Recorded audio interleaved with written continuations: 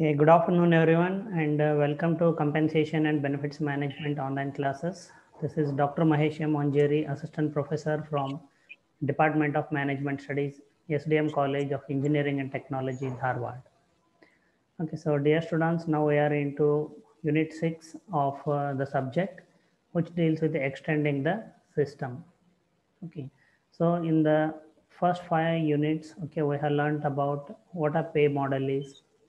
Okay, then we learned about the compensation strategy and objectives in Unit 2.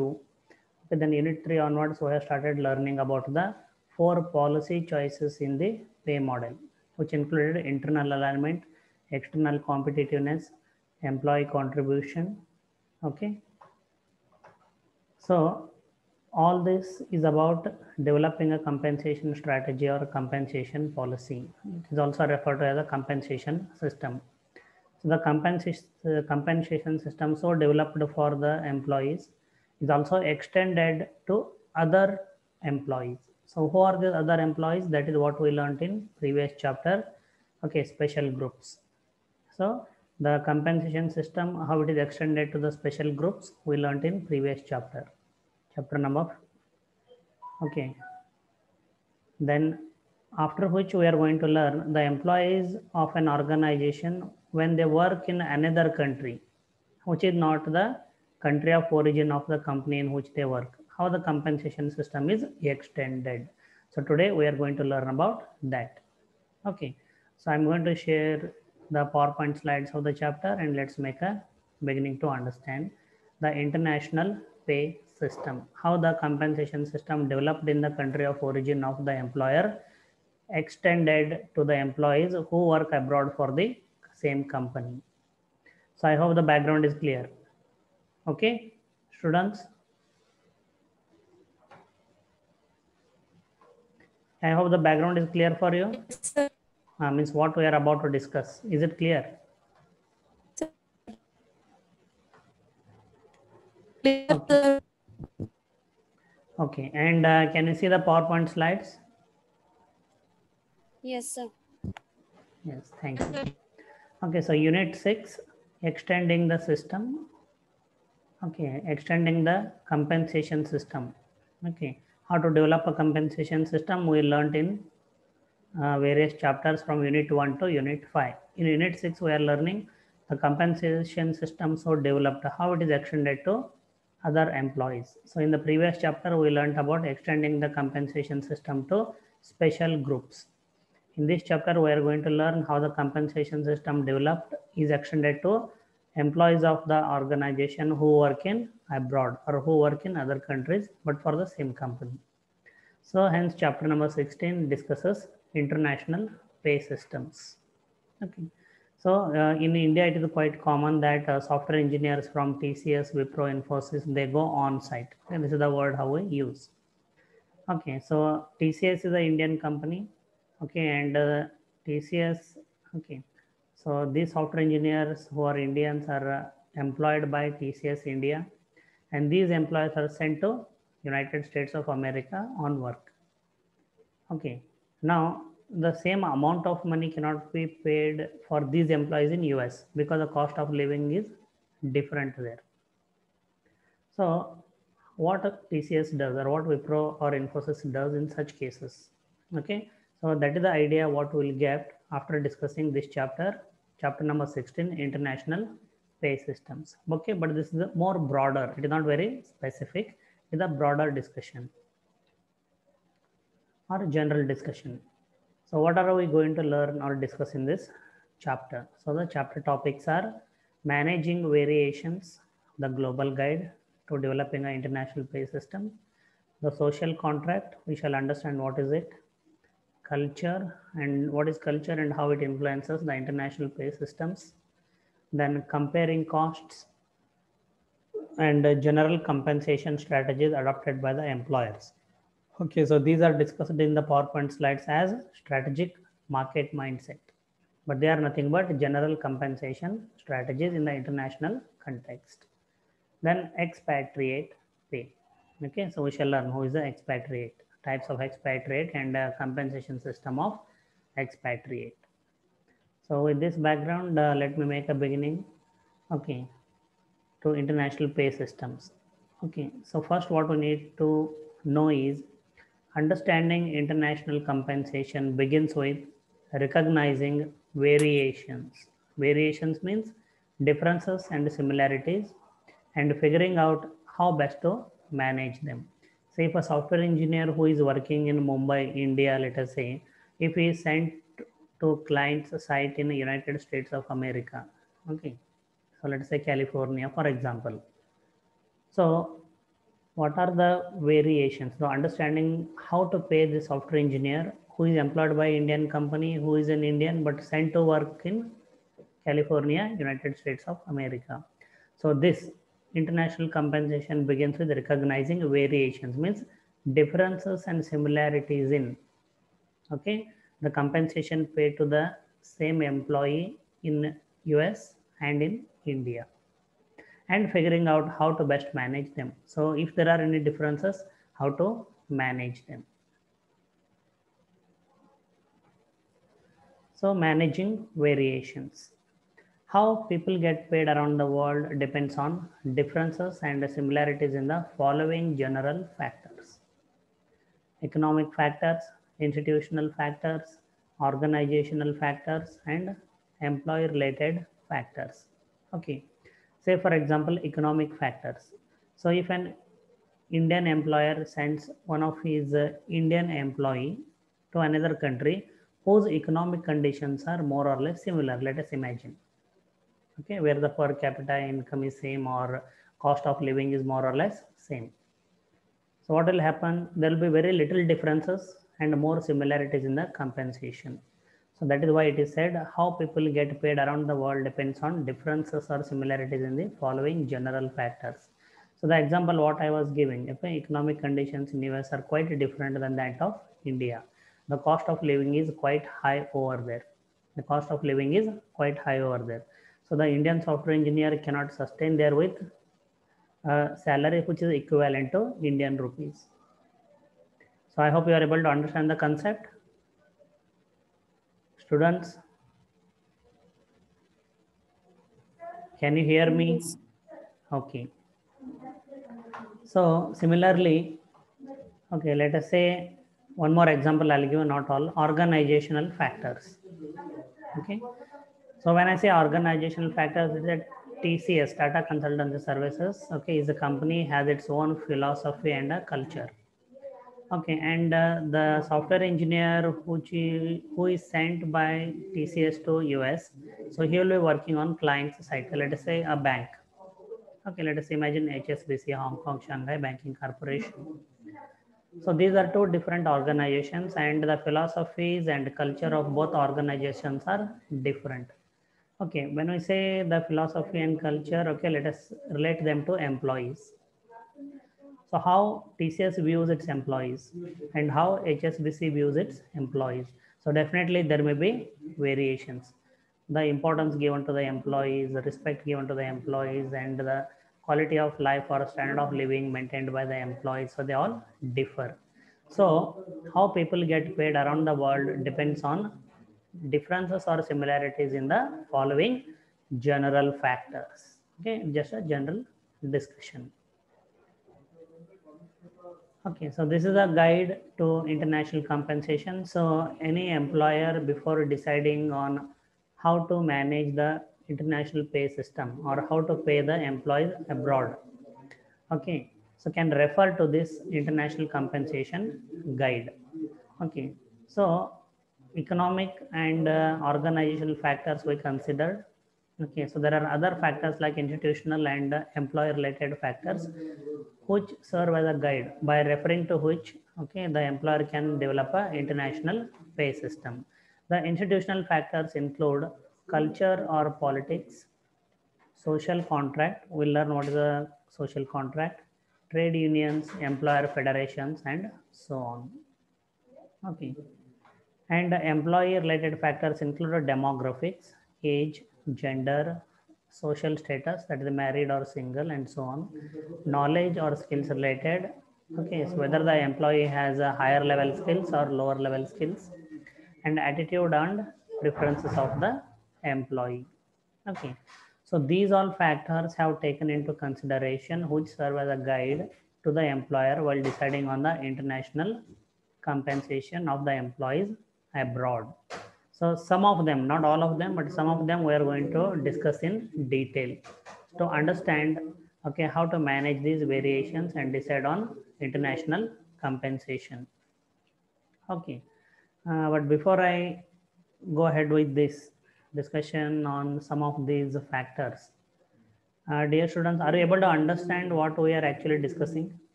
If you need any clarification, ask now because I'm about to begin. Okay.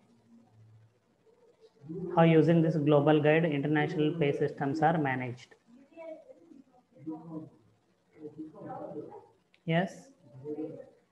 Hello, am I audible to you, students?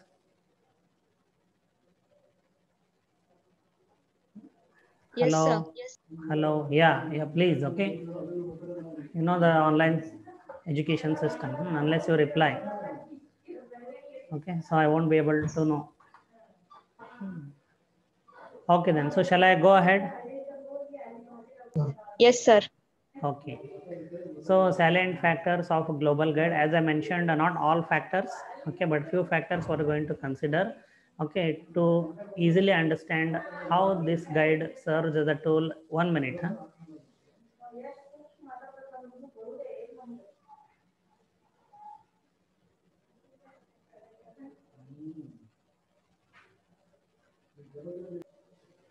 Okay. So, social contract and culture, we are going to learn from institutional factors and how they are going to guide an employer to decide on an international pay system. Okay.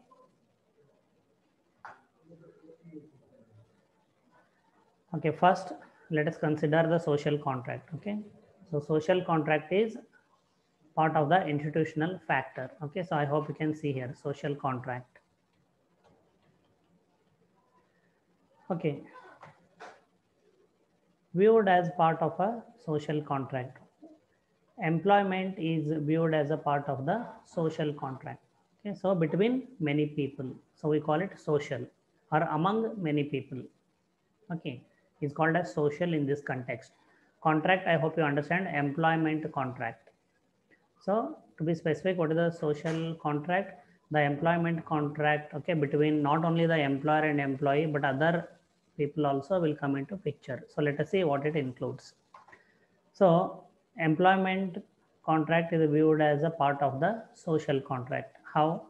Employment relationship is more than an exchange between an individual and employer. It all other than employer and individual, it also includes the government, all enterprise owners, and all employees. How?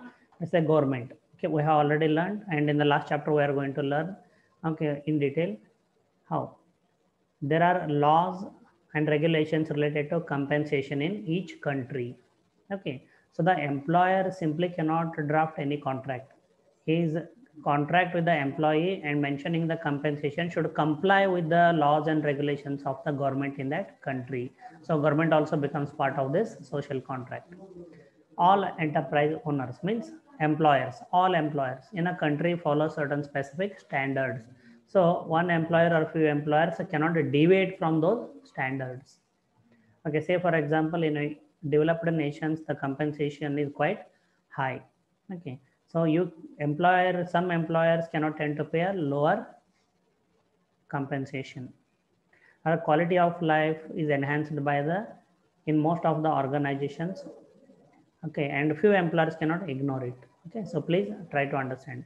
And all employees again. So like to protect the interests of the employees, there will be institutions like trade unions. Okay, for example. So if any employer is not complying with the regulations or laws or okay, not adhering to the norms, okay, not paying the proper compensation, so trade unions will interfere and see to it that employer does justice to employees. So this whole put together is called as a social contract. Okay, so I hope you understand. And the relationships and the expectations of these parties form FORM. Relationships and expectations of these parties form the social contract. the way we discussed. Okay. Let us see how the social contracts have an influence on pay setting. So for which purpose we are going to use this exhibit 16.3, social contracts and pay setting. So along y-axis, okay, it is highly centralized. Pay setting is highly centralized, and along, okay, and here it is localized. Okay. So there are certain groups of countries where highly decentralized the pay setting. Okay, the pay setting is highly decentralized with little government involvement. Okay, so these countries are shown below here towards localized. Okay, so there are certain countries where the pay setting is highly decentralized with little government involvement.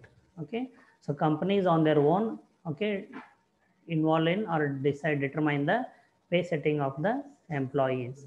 So those countries include Argentina, Brazil, Canada, France, Hong Kong, Mexico, Singapore, United Kingdom, and USA. Okay, so local systems prevail. So an employer from India, let us say, who is sending his employees to any of these countries, need to be aware about this trend, that in these countries, including USA, pay setting is highly decentralized with little government involvement and local systems dominate. So the employer needs to follow the standards set by the companies in such countries.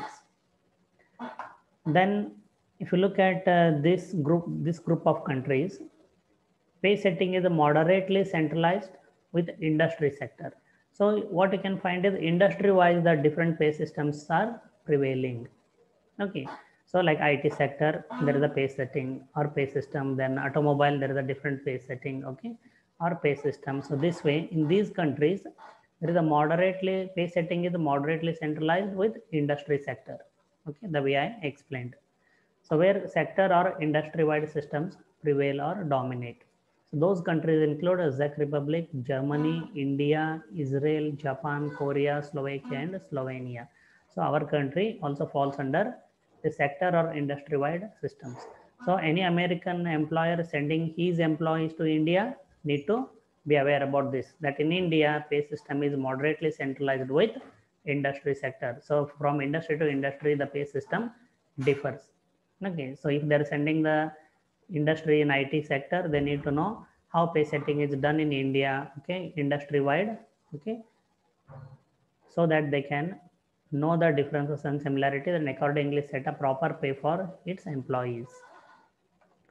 Then nationwide systems. Okay, there are certain countries where irrespective of the industry, okay, certain pay standards are set. So if the employer is sending any of his employees to any of these countries, they need to follow the nationwide systems. So in these countries, the pay setting is highly centralized. Okay, you can see they are brought on the top. So in these countries, the pay setting is highly centralized approaches that create national pay systems. And those countries include Austria, Belgium, Cuba, Hungary, Poland, and Sweden. Okay, so what is the social contract? Okay, and how it affects pay setting in international context is illustrated here with this exhibit, social contracts and pay setting. Okay, so any questions, students? Any difficulties, any questions in this case?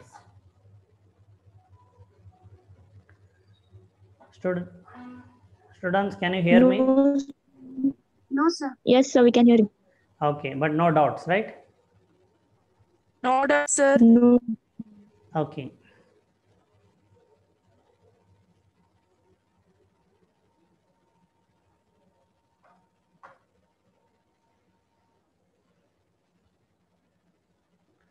Okay, so the next topic, culture again. Okay, from institution. So what is culture? Shared mental programming rooted in values, beliefs, and assumptions shared in common by a group of people. Okay, shared mental programming. Okay, so our minds are programmed, okay, to view something or think something in that way, right? Okay, so in some cultures there are good things, some cultures there are questionable things. Okay, Say for example, woman empowerment, okay, or equal status to woman is viewed as different countries have different viewpoints. So that is a culture. Okay. So a shared mental programming rooted in values, beliefs, and assumptions shared in common by a group of people. If we bring this into the context of compensation, so this group of people we can assume as employees. Okay, so I hope the picture will be now more clear. So if we consider this group of people as employees, so what is the culture in the context of compensation? So what employees think about compensation in a particular country, or what employees think about employers in a particular country.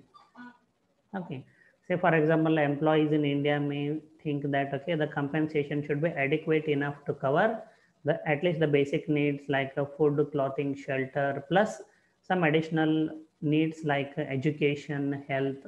Okay, at least. Okay, so this is what employees may feel.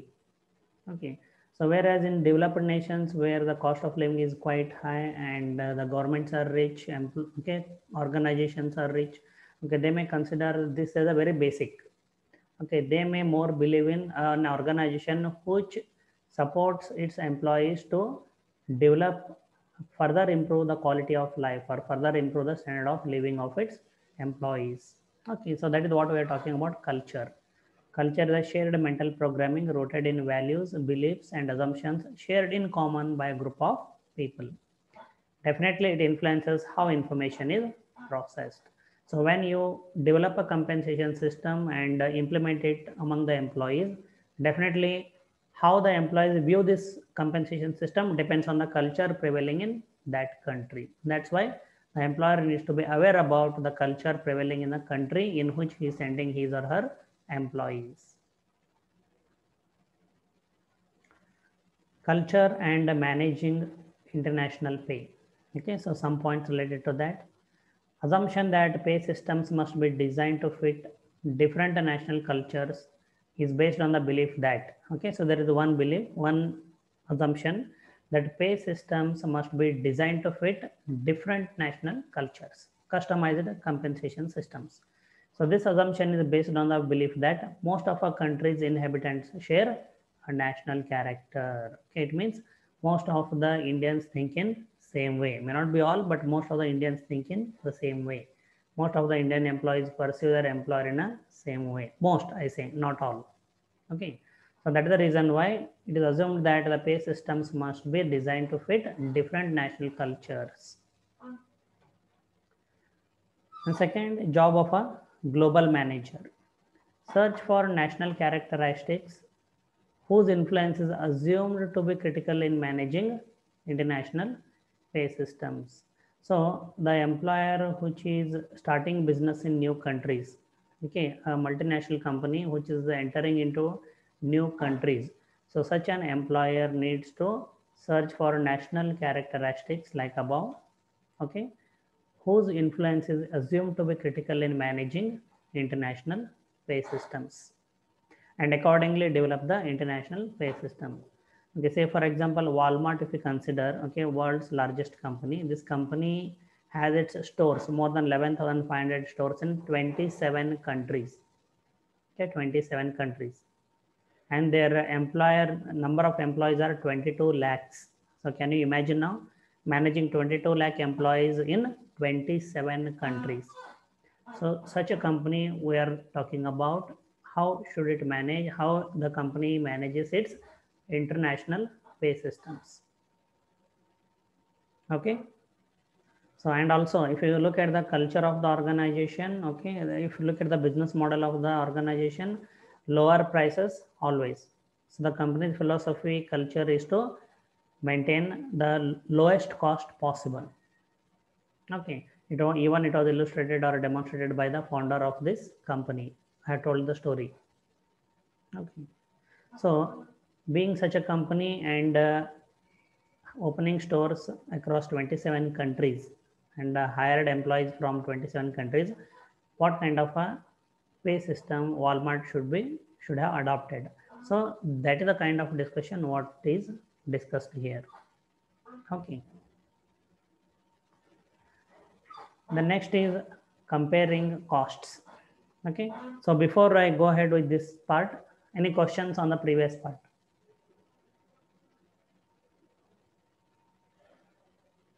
Yes, students. No. Okay, so can I just know any of your brothers or sisters, are they working abroad as software engineer?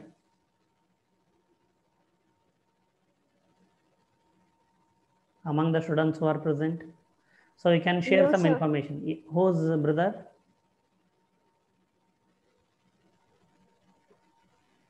Somebody spoke? No, sir. I said no, sir. No, you said. Okay, okay. Okay, not a problem. But anyway, so we are on the right track and we are able to understand the discussion that is going on here. Yeah. Now, okay, let me continue. 10 minutes are remaining. Okay, let me take attendance first. I forgot to take attendance. After attendance, I'll continue.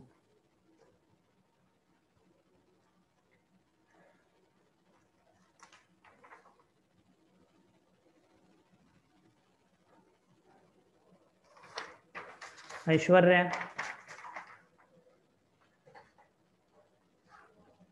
Aishwarya, can you hear me? Yes, sir, I can. Okay, I'm taking attendance. Okay, sir, present. Akshay Kulkarni. Present, sir.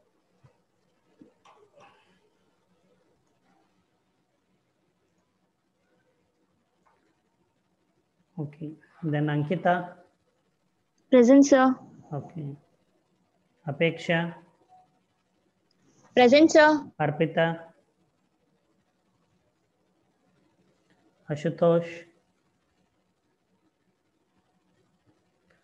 Ashwini.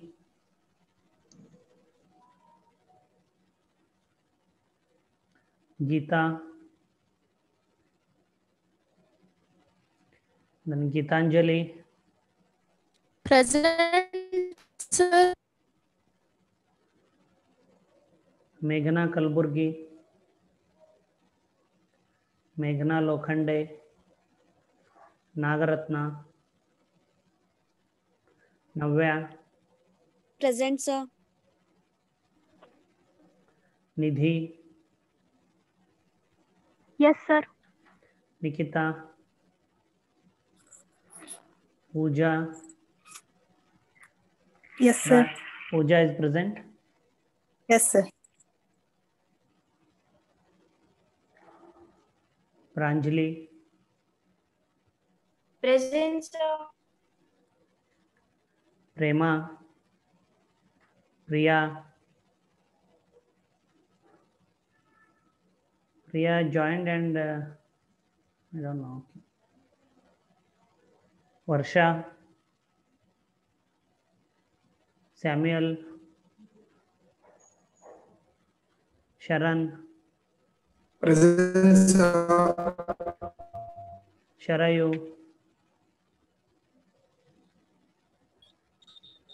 Present, sir.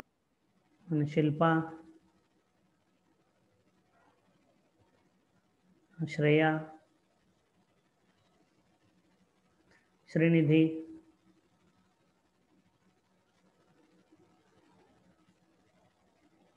Shweta.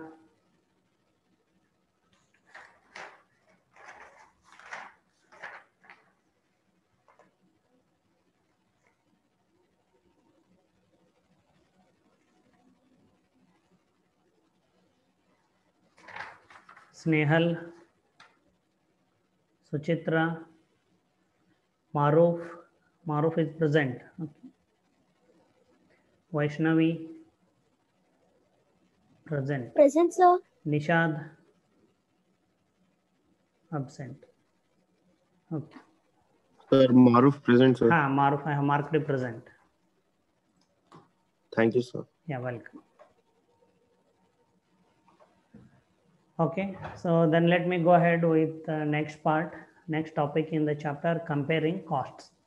So the example I gave you, whether it is the TCS, Wipro or Infosys sending their software employees to America, UK, okay, or Netherlands, for example, or American companies sending their employees to different countries, maybe India, UK, okay, France, etc. So definitely one of the factor which they need to consider is comparing costs. Okay, so that is what we learned, managing variations. What are the differences and similarities between the two countries? Okay.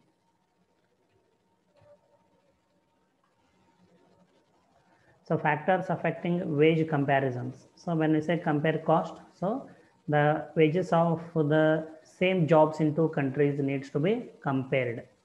So factors, what factors affect wage comparisons? So one is standard of living costs, or we call in India cost of living. Okay, standard of living cost or cost of living. Minimum amount required to live a certain quality of life. Okay, which is acceptable to employees. We call that a standard of living cost. Okay, say for example, it may include house rent, okay, travel, then accommodation, maybe children education, okay, and health for that matter, and so on. So for all this, okay, how much cost is, okay, how much amount is required? So what is the standard of living costs? Then second factor is purchasing power. What is the purchasing power of the people in the two countries?